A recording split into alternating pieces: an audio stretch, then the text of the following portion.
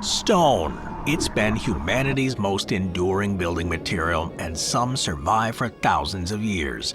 Today, we're going to take a look at 15 of the biggest stone buildings ever constructed. Let's start with number 15, the Borobudur Temple in Indonesia. Borobudur, it's the world's largest Buddhist temple, and it is one of the greatest stone monuments ever built. It's located in central Java in Indonesia, and it was constructed during the 8th to 9th centuries under the Salendra dynasty. The entire structure is made of volcanic stone, with an estimated 55,000 cubic meters of andesite blocks carefully carved and assembled without mortar, which is pretty amazing. The volume of stone used here, combined with the intricate carvings, makes Borobudur not only massive in scale, but it's a masterpiece of craftsmanship. The temple rises up as a stepped pyramid with 9 stacked platforms, 6 square and 3 circular, topped by a large central dome. Now the base measures about 118 meters on each side, and the monument goes to a height of about 35 meters. But what makes it unique is the combination of architecture and symbolism used. The temple is designed as a giant mandala representing Buddhist cosmology, the world of desire at the lower levels, the world of form in the middle, and the world of formlessness at the summit. There are over 2,600 individual panels depicting scenes from Buddhist scriptures, as well as daily life in ancient Java. Together, these panels stretch for more than 5 kilometers if you place them end to end, making Borobudur one of the largest sculptural narratives in the world. In addition to that, 504 statues of the Buddha are placed throughout the structure. But the temple was abandoned around the 14th century as Buddhism declined in Java, and for centuries it lay hidden under layers of volcanic ash and jungle growth. It was rediscovered in the 19th century during British and Dutch colonial expeditions, and it became the subject of a major restoration project in the 20th century. The largest restoration, carried out with the assistance of UNESCO between 1975 and 1982, involved dismantling and cleaning thousands of stones before carefully reassembling them. Borobudur is now a UNESCO World Heritage Site, and it's a major pilgrimage destination. Each year during the Vesak, thousands of Buddhists gather at the temple to celebrate the birth, enlightenment, and the death of the Buddha. It is an example of how stone architecture can embody both physical beauty and symbolic depth. Number 14, the Great Zimbabwe Ruins. The Great Zimbabwe Ruins are the largest ancient stone structure in sub-Saharan Africa, built between the 11th and 15th centuries by the Kingdom of Zimbabwe. It covers an area of about 7 square kilometers. It's composed entirely of dry stone walls constructed without mortar using granite blocks. Some of the walls rise over 11 meters high, and they extend for more than 250 meters, making them among the largest freestanding stone walls of the pre-modern world. Now, the ruins are divided into 3 main areas: the hill complex, the great enclosure, and the valley ruins. The hill complex is sitting on a rocky acropolis. It's thought to have served as the royal residence and the spiritual center. The great enclosure, the most iconic feature of the site, contains an immense circular wall enclosing a series of structures, including a conical tower whose exact purpose remains uncertain. Scholars suggest it may have symbolized power or fertility, but no definitive evidence confirms that function. And the valley ruins consist of smaller enclosures and residences spread across the surrounding plain. The skill with which the stones were fitted has allowed the walls to stand for centuries despite exposure to weather and seismic activity. Great Zimbabwe was once a capital of a powerful trading empire that controlled routes linking the African interior to the Indian Ocean coast. Archaeological evidence included Chinese porcelain, Persian glassware, and Arab coins. It shows that the city was part of a huge trade network reaching as far as Asia. At its peak, Great Zimbabwe may have supported a population of between 15,000 to 20,000 people, making it one of the largest urban centers in Africa at the time. European explorers in the 19th century misattributed the ruins to foreign builders, refusing to believe that Africans could have constructed such a monumental stone structure. But modern archaeology has confirmed and established, however, that Great Zimbabwe was built by the ancestors of the Shona people. Today, of course, they're a UNESCO World Heritage Site and a symbol of national pride for Zimbabwe. The sheer size of these walls, built entirely without mortar, secures its place as one of the greatest stone constructions of the pre-colonial world. Number 13, the Colossi of Memnon. The Colossi of Memnon are 2 massive stone statues located on the west bank of the Nile River near Luxor, Egypt. They stand about 18 meters tall and weigh an estimated 720 tons each. These statues were carved from blocks of quartzite sandstone during the reign of Pharaoh Amenhotep III in the 14th century BCE. They were originally constructed as guardians at the entrance of Amenhotep III's mortuary temple. That's one of the largest temple complexes of ancient Egypt, though the temple itself is now mostly ruined. Each statue depicts Amenhotep III seated on a throne, hands resting on his knees, with hieroglyphs and carved figures decorating the sides. The sheer size of the statues makes them among the largest monolithic stone structures that were ever created in antiquity. The stone used for the statues is believed to have been quarried near modern-day Cairo, that's about 600 kilometers away, and transported to Luxor. That's an incredible feat given the technology of the time. Over the centuries, though, they suffered significant damage. Earthquakes, floods, and even looting weakened the statues, leaving them partially ruined. The northern Colossus developed huge cracks after the earthquake in 27 BCE, and for centuries afterwards, visitors reported hearing a strange whistling or singing sound at dawn. Ancient Greeks and Romans believed the sound was supernatural, associating it with the mythical hero Memnon, hence the statue's modern name. Modern excavations around the site have uncovered remnants of Amenhotep III's huge mortuary temple, further highlighting the original scale of the whole project. Although only the two giant statues remain visible above ground, they still capture the immense ambition of ancient Egyptian stone construction. Their size and being transported from distant quarries and erected in the Nile Valley shows the technical skill and resources commanded by Amenhotep III's reign. Today, they remain one of Egypt's most visited landmarks, showing the scale and permanence of stone architecture of the ancient world. Number 12. The Western Wall. The Western Wall, also known as the Wailing Wall, it's one of the most recognizable stone structures in the world. It's located in the old city of Jerusalem. It's a surviving section of the retaining walls that once supported the Second Temple, which was destroyed by the Romans in 70 CE. The wall stretches for about 488 meters, though only a portion is visible today. This section that most people recognize, adjacent to the plaza, is about 57 meters long and 19 meters high. Surveys, however, reveal that the structure extends much deeper below ground, with some of the massive limestone blocks measuring more than 13 meters in length and weighing hundreds of tons. Its construction began under Herod the Great in the 1st century BCE. Herod was known for ambitious building projects, and the Second Temple expansion was among his largest. The wall was built using giant ashlars. These are rectangular blocks of limestone. Despite being over 2,000 years old, though, many of the stones remain firmly in place. For centuries, the Western Wall has been a site of deep religious significance. After the destruction of the Second Temple, it became the holiest place where Jews could pray, as it was the closest accessible spot to the temple's former inner sanctum. Today, millions of visitors and pilgrims come each year to pray, place written notes between the cracks of the stones, and connect with history.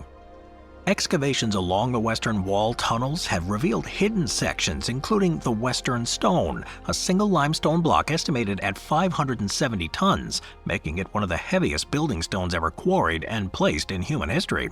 The wall remains central not only to Jewish tradition, but to broader history. It serves as a record of both monumental architecture and the turbulent history of Jerusalem. While much of the temple complex was destroyed, this massive stone wall survived as an unshakable witness to thousands of years of conflict and cultural transformation. Number 11. The Pyramid of the Sun. The Pyramid of the Sun is the largest structure in Teotihuacan. That's an ancient city located about 40 kilometers northeast of modern-day Mexico City. Built around 200 CE, it's one of the largest stone monuments in the Western Hemisphere. It stands about 65 meters tall and measures about 225 meters along each side at the base. The pyramid's name, the Pyramid of the Sun, was given by the Aztecs, who discovered Teotihuacan centuries after it was abandoned. The original name and purpose of the pyramid are still unknown, but scholars believe it may have been dedicated to a deity associated with creation or the sun, but there's no inscriptions or records directly from Teotihuacan's builders to confirm this. The construction involved the use of volcanic stone quarried nearby. The stones were placed in layers of rubble and earth fill, which gave the pyramid its bulk. The surface then was coated with lime plaster and provided a smooth base for the murals. Unlike the pyramids of Egypt, the Pyramid of the Sun doesn't contain any large chambers or corridors. Excavations, however, have revealed tunnels beneath the pyramid. One tunnel, discovered in the 1970s, runs more than 100 meters long, and it looks like it leads to a natural cave, which may have held some religious significance. Teotihuacan itself was one of the largest cities of the ancient world, with a population of more than 100,000 at its peak. The Pyramid of the Sun, along with the nearby Pyramid of the Moon and the Temple of the Feathered Serpent, formed the religious heart of the city. On certain days of the year, the setting sun aligns directly with the pyramid's western face, which suggests that its builders incorporated some celestial observations into the city's layout. The Aztecs considered it a sacred place, calling it the place where the gods were created. The Pyramid of the Sun, by sheer size and presence, symbolized the monumental power of the unknown builders. Despite centuries of erosion, the pyramid stands as one of the largest stone structures ever constructed in the Americas. Number 10. The Cathedral of Santa Maria del Fiore. The Cathedral of Santa Maria del Fiore, more commonly known as Florence Cathedral or the Duomo, is one of the largest stone churches in the world. Located in Florence, Italy, it was started in 1296 and completed structurally by 1436 with the addition of its dome. Built primarily of marble and sandstone, it is a monumental example of Gothic Renaissance engineering. It measures 153 meters in length, with a nave about 90 meters long and a transept 90 meters wide. The most remarkable feature is the Brunelleschi's dome, which dominates the Florence skyline. The dome spans about 45 meters and goes to about 114 meters up from the floor. Constructing it without traditional wooden centering was considered impossible, but Brunelleschi devised an innovative double-shell structure with interlocking stone ribs, which distributed the immense weight. The exterior is clad in what's known as polychrome marble. These are panels in shades of green, pink, and white, quarried from Tuscany. The cathedral can hold over 30,000 people, and it makes it one of the largest Christian churches ever built. Arnolfo da Cambio designed the initial Gothic structure, while later additions, including the dome, transformed it into a symbol of Renaissance Florence. The bell tower, designed by Giotto, and the baptistry of San Giovanni nearby complete the ensemble, all clad in Tuscan marble. Florence's growing wealth during the late Middle Ages and Renaissance allowed the city to fund a structure that rivaled any in Europe, and the completion of the dome marked a turning point in architecture, influencing countless later structures, including St. Peter's Basilica in Rome. Today, the Duomo remains one of the most visited landmarks in Italy. Its stone construction, from the huge marble-clad walls to the ingenious masonry of the dome, shows both technical mastery and a bit of artistic vision. The building continues to function as the city's cathedral, while also serving as a symbol of Florence's culture. Number 9. The Red Fort. The Red Fort in Delhi. It's one of the largest stone fortifications in the world, and it's a masterpiece of Mughal architecture. It was constructed between 1638 and 1648 by the Emperor Shah Jahan, who also commissioned the Taj Mahal. This fort was built primarily from red sandstone, giving it its distinctive color and name. It covers an area of about 250 acres, with the walls stretching more than 2 kilometers in length and rising up to 33 meters in places. The fort served as the main residence of the Mughal emperors for nearly 200 years, until the mid-19th century. The design reflects a blend of Persian, Timurid, and Indian architectural traditions, and the defensive walls are pretty massive, constructed from finely dressed sandstone blocks. Inside, it contains palaces, audience halls, gardens, and mosques, all built with stone and adorned with marble inlay. Among the key stone buildings within the Red Fort are the Diwan-i-Am, the Hall of Public Audience, and the Diwan-i-Khas, the Hall of Private Audience, both featuring intricately carved columns and arches. The private apartments of the emperor were arranged along the Yamuna River and built with a combination of red sandstone and white marble. But the fort has also witnessed some historical events. It was the site of the proclamation of the last Mughal emperor, Bahadur Shah Zafar, during the Indian Rebellion of 1857, and it later became a symbol of India's struggle for independence. But since 1947, India's Prime Minister has delivered the Independence Day address from its ramparts each year. In 2007, UNESCO designated the fort as a World Heritage Site, which recognizes its importance as both an achievement in architecture and a monument of history. Today, the fort attracts millions of people each year. The sandstone defines its appearance, continues to stand as a reminder of the Mughal Empire's beauty and the enduring strength of the stone construction. Number 8. The Palace of Knossos. The Palace of Knossos, located near Heraklion on the island of Crete, is the largest Bronze Age archaeological site in Greece and one of the most significant stone complexes of the ancient world. Associated with the Minoan civilizations, it was first constructed around 1900 BCE, then rebuilt on a grander scale after being destroyed by an earthquake around 1700 BCE. It covers about 20,000 square meters, and it was built primarily of limestone and gypsum blocks. Unlike later stone buildings of Greece, Knossos was not a single monumental structure, but a complex of interconnected rooms, courtyards, staircases, and corridors. The multi-story layout did feature some grand staircases, large ceremonial halls, storage rooms, and workshops, and some walls were plastered and painted with vibrant frescoes that still survive. This palace was the political and ceremonial center of the Minoan civilization, which flourished on Crete for centuries. It's often linked to the myth of King Minos, the Minotaur, and the Labyrinth, though these connections come from much later Greek traditions.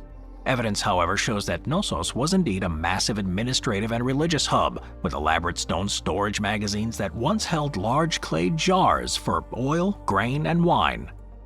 One of the palace's coolest features is the throne room, which contains an alabaster chair flanked by benches, possibly used by a priest king or a high-ranking official.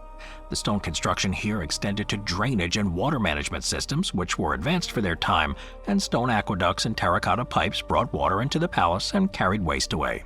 Knossos, however, was destroyed multiple times, likely by earthquakes and possibly by invasions, before being abandoned around 1375 BCE. Later myths and legends gave the site an air of mystery, but excavations beginning in the early 20th century revealed the true scale of the complex. Sir Arthur Evans, the archaeologist who excavated it, partially reconstructed some areas using reinforced concrete, and that was a decision that remains controversial, but the underlying stonework is authentically ancient. Today, of course, the ruins remain one of Greece's most visited sites. Its complexity and size and the extensive use of stone here demonstrate the power and sophistication of the Minoan civilization. Although much of the upper architecture hasn't survived, the stone foundations and the walls make it clear why Knossos is counted among the largest stone building complexes of the ancient world. Moving on to number 7, the Moscow Kremlin. The Kremlin in Moscow. It is one of the largest fortified stone complexes, and it serves as a historic citadel and the seat of Russian power. Situated in the heart of Moscow, the Kremlin, as it stands today, was largely constructed in the late 15th century, though earlier wooden fortifications had existed on the site since the 12th century. The current stone walls and towers were commissioned by Grand Prince Ivan III, or Ivan the Great, and built by Italian architects using red brick and white limestone. It covers an area of over 65 acres and is enclosed by walls that stretch for about 2 kilometers. The walls are up to 19 meters high in places and up to 6.5 meters thick at their base, and they're reinforced by 20 towers, each uniquely designed. While built primarily for defense, the towers did house gates and watch posts. The Spasskaya Tower, with its large clock, is the most iconic, of course. The scale of the walls makes the Kremlin one of the largest standing stone fortifications in Europe. Inside the Kremlin are some of Russia's most significant buildings. These include the Assumption Cathedral, built of white stone in the late 15th century, which served as the coronation site of Russian czars. The Cathedral of the Archangel and Cathedral of the Annunciation, both stone churches, also date from the period. The Ivan the Great Bell Tower rises 80 meters high and is another example of stone construction here. Together, all these buildings reflect a blend of Russian and Italian Renaissance architecture. Now, of course, the Kremlin has served as a political center for centuries. It was the seat of power for the czars, later housed the Soviet leaders, and today serves as the official residence of the President of Russia. Over time, additional palaces were added, like the Grand Kremlin Palace in the 19th century, which integrated earlier structures into a single complex. Despite wars, fires, and political upheaval, the Kremlin's stone walls and buildings have endured. Napoleon's army attempted to demolish parts of the Kremlin in 1812, but most of the stone fortifications survived. In 1990, it became a UNESCO World Heritage Site. The Kremlin is a fortress, and it's a living complex of stone buildings, which encompasses palaces, cathedrals, and administrative buildings. Its scale and the role in world history secure its place as one of the biggest stone building complexes on Earth. Number 6. The Palace of Versailles. Just outside Paris, the Palace of Versailles. It's one of the largest stone palaces in the world. Originally a hunting lodge built by Louis XIII, it was expanded into a massive stone complex by his son, Louis XIV, beginning in 1661. Versailles became the principal royal residence of France until the French Revolution, which symbolized the absolute power and wealth of the monarchy. The complex covers more than 67,000 square meters of floor space, just a bit bigger than my house, and contains over 2,300 rooms. Versailles shows the scale and durability of European stone in architecture in the 17th and 18th centuries. The facades feature classical stone columns, pilasters, and elaborate carvings, while the interior shows stone floors, staircases, and structural supports. Now, one of the most famous rooms is the Hall of Mirrors. This is a long gallery lined with marble pilasters and stone arches framing tall windows. The King's Apartment, Queen's Apartments, and the Royal Chapel are all heavily constructed with stone, complemented by gilding and decoration. The palace, though, was part of a larger complex that included extensive gardens, fountains, and auxiliary buildings, many of whom were also built with stone foundations. The gardens themselves required massive amounts of stone for the terraces, the fountains, and the statues, and altogether Versailles became one of the largest construction projects of its time. But beyond its scale, it was designed as a statement of political power. Louis XIV, known as the Sun King, used the palace to centralize his court and project the authority of the monarchy. After the French Revolution, Versailles ceased to function as a royal palace, but its stone buildings survived largely intact. In the 19th century, it was converted into a museum by King Louis Philippe, and today it's one of the most visited historic sites in France. It remains one of the largest and most famous stone palaces in the world. The facades, the halls, and the chambers all show the scale of royal ambition and the enduring strength of stone architecture. Despite centuries of political change, it still stands as a monumental reminder of France's royal past. Number 5. The Colosseum. The Colosseum in Rome, also known as the Flavian Amphitheater, is one of the most iconic buildings in the world. It was built in the 1st century CE. The Colosseum remains the largest amphitheater ever constructed. Even in its ruined state, it illustrates the ambition of Roman architecture and the immense volume of stone used to create it that holds tens of thousands of people for public spectacles. Construction began under Emperor Vespasian around 72 CE and was completed by his son Titus in 80 CE, with later modifications under Domitian. The name Flavian Amphitheater, though, does come from the Flavian dynasty of emperors who oversaw its construction. The name Colosseum is likely derived from a colossal bronze statue of Nero that once stood nearby. At its peak, it could seat 50 to 80,000 people, making it not only just a massive stone building, but one of the greatest entertainment venues of the ancient world. The outer walls of the Colosseum originally rose to a height of about 48 meters. It was divided into 4 stories, with the first 3 consisting of arcades framed by half columns in the Doric, Ionic, and Corinthian orders, while the 4th story featured a solid wall punctuated by small windows and pilasters. The arcades were filled with statues, which made the stonework structural and decorative. The seating was arranged in a series of stone tiers supported by a complex system of radial walls, vaults, and staircases built of stone and concrete. The arena floor was made of wood, though, and covered with sand. It was surrounded by a high stone wall to protect spectators from any wild animals. Below the arena lay the hypogeum, an underground network of stone corridors, cages, and lifts where animals and gladiators were prepared before appearing in the arena. Now, one really cool feature was the velarium. This is a massive retractable awning made of canvas that provided shade for the spectators. Now, while the velarium itself was made of fabric, it was supported by a complex system of ropes and pulleys, with wooden masts anchored into the stone sockets along the upper level. The ability to cover such a huge stone structure with a movable roof was unprecedented, and it demonstrated the ingenuity of Roman engineers.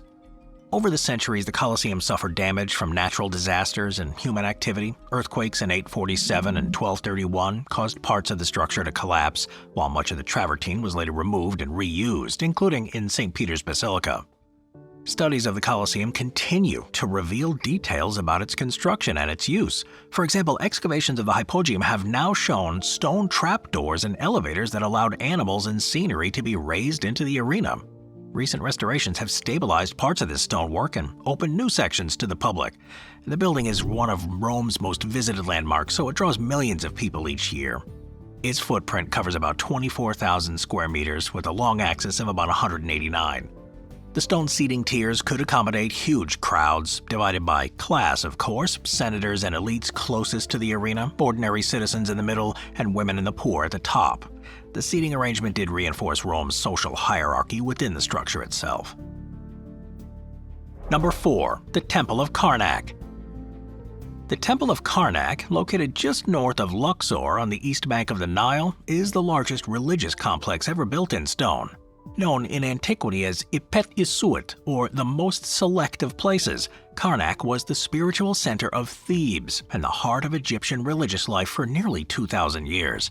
Unlike a single temple or monument, Karnak is a complex of sanctuaries, halls, obelisks, pylons, and chapels, built and expanded by generations of pharaohs from the Middle Kingdom through to the Ptolemaic period.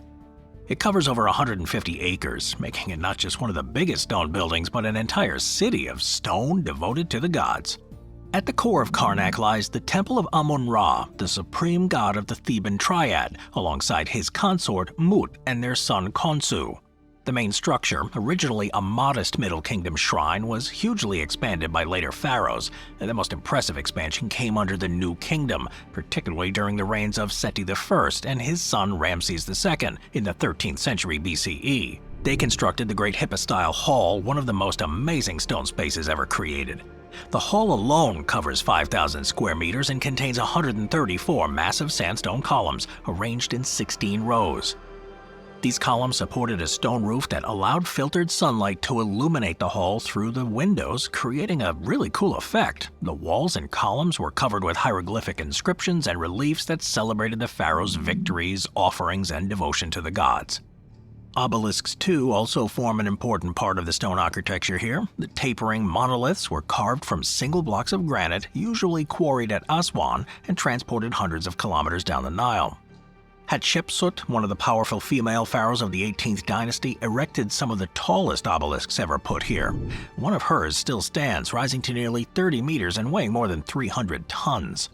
But Karnak was not only a place of worship, it was a stage for the display of royal power. Pharaohs used stone construction like this to link themselves with the gods and to demonstrate their legitimacy. Annual festivals like the Opet Festival saw processions move from Karnak to Luxor, which reinforced the temple's role as a center of religion and state ideology. But the decline of Karnak began after the fall of the New Kingdom. The temple continued to be used and modified into the Greco-Roman period, and with the rise of Christianity, parts of it were converted into churches, but the bulk of the stone structures endured. Modern archaeology at Karnak has revealed not only the architecture, but the logistics behind it. Studies of the quarries show how massive blocks were extracted using copper and later iron tools, and then transported on sledges and rafts along the Nile. Today, Karnak is one of Egypt's most visited sites. It draws millions of people each year, and it's a vital source of historical information. For historians and archaeologists, though, Karnak is a stone archive as much as it is a stone monument. Number 3. Angkor Wat. Angkor Wat, located in Siem Reap in Cambodia, is the largest stone religious monument in the world, and it's one of the greatest achievements of human architecture. It covers almost 200 acres, and it's bigger than many modern cities of its time, and constructed almost entirely of sandstone block. Built in the early 12th century by King Suryavarman II of the Khmer Empire, Angkor Wat was originally dedicated to the Hindu god Vishnu, later becoming a major Buddhist site, but today it's one of Cambodia's most iconic landmarks. The temple complex itself is surrounded by a moat that stretches about 190 meters wide, and it encloses a rectangular area measuring about 1.5 kilometers by 1.3 kilometers. Once inside, visitors encounter layers of courtyards, galleries, and towers, all built from the quarried sandstone and laterite. The central temple rises to a height of about 65 meters with its 5 towers, symbolizing Mount Meru, the sacred mountain at the center of Hindu cosmology. Every wall and gallery is covered with bas-reliefs, which together stretch for nearly 800 meters, and they depict a wide range of scenes. These include episodes from Hindu epics with celestial dancers known as apsaras and detailed representations of Khmer military processions. The relief of the churning of the ocean milk carved into a 50-meter stretch of wall is one of the most famous stone artworks in the world. Those carvings were not merely a decoration, they were a way to bind the physical structure of the temple to spiritual and cosmic narratives. Angkor Wat, of course, was not built overnight. Historians estimate that construction took more than 30 years, requiring thousands of people, architects, stonemasons, and artists. And inscriptions and architectural evidence suggest that specialized labor was organized to quarry, transport, and carve and place the stones. Unlike the pyramids of Egypt, Angkor Wat's construction involved not only massive stone blocks, but highly detailed sculptural work on nearly every surface. After the decline of the Khmer Empire in the 15th century, Angkor Wat was never completely abandoned. Buddhist monks continued to maintain it, which is why it survived better than many other temples in the region. Modern archaeology and conservation have revealed even more about the scale of it. Laser scanning LiDAR surveys conducted in recent years have uncovered hidden structures and canals surrounding the temple, showing that it was part of a much larger urban complex. These findings suggest that tens of thousands of people once lived in the surrounding city, making Angkor Wat not just a temple, but the heart of one of the world's largest pre-modern urban centers. Number 2. The Pyramids of Giza.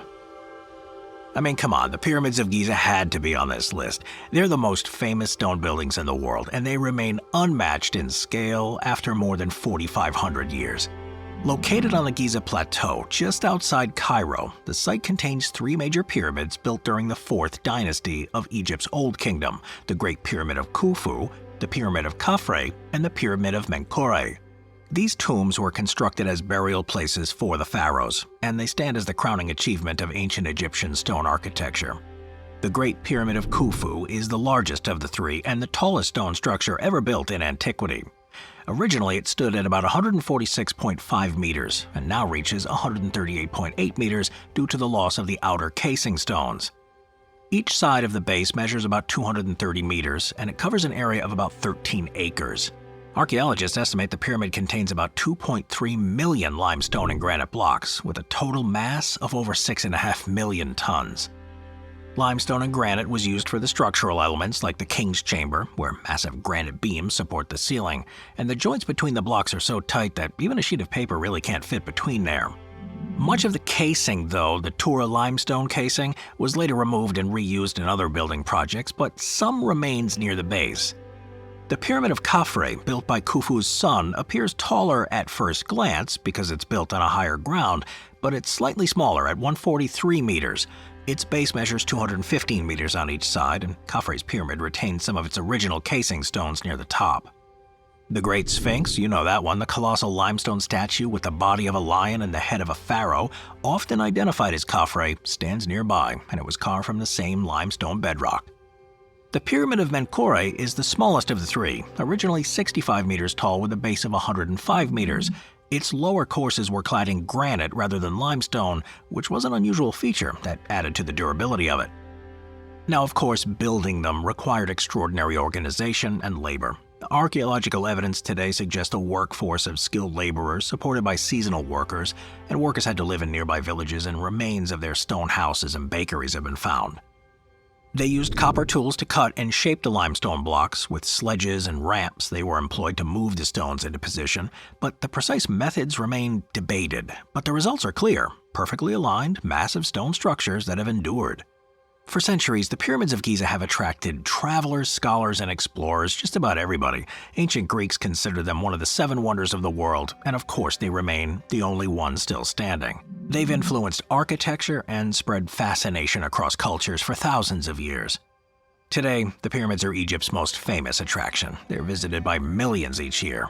Despite the weathering, earthquakes, and centuries of stone removal for other projects, they remain the largest stone monuments of the ancient world. Number 1. The Great Wall of China. The Great Wall of China. It's not only the largest stone fortification in the world, but one of the most ambitious projects of human history. Stretching thousands of kilometers across northern China, the wall was built over many centuries by successive dynasties, beginning as early as the 7th century BCE. Its purpose was primarily defensive, to protect Chinese states and empires from nomadic groups in the north, including the Mongols and later other steppe confederations. Now, when people refer to the Great Wall, they're actually speaking of a series of walls, ramparts, and fortifications constructed at different times and then later connected or rebuilt. The most famous sections built in stone and brick date from the Ming Dynasty. That was about 1368 to 1644. These portions stretched across rugged mountains and deserts and formed an enduring symbol of the Chinese civilization. In its Ming-era form, the wall extended for over 8,800 kilometers, including walls, trenches, and natural barriers like rivers and mountains. Estimates include that all walls were constructed by different dynasties and put the total length at more than 20,000 kilometers. That scale alone makes it one of the biggest stone building projects ever attempted.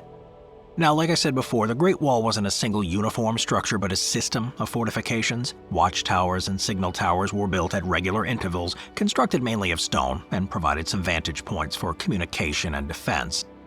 The wall itself varied in height and width. Some sections stand 7 to 8 meters tall and 6 to 7 meters wide at the base, narrowing slightly at the top. The wall, though, wasn't always successful in its defensive purpose. Nomadic groups occasionally breached it, and powerful armies like the Mongols under Genghis Khan just bypassed it entirely.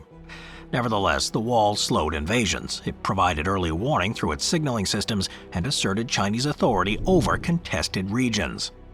Today, the most visited sections of the Great Wall are those near Beijing, where the stone walls have been extensively restored.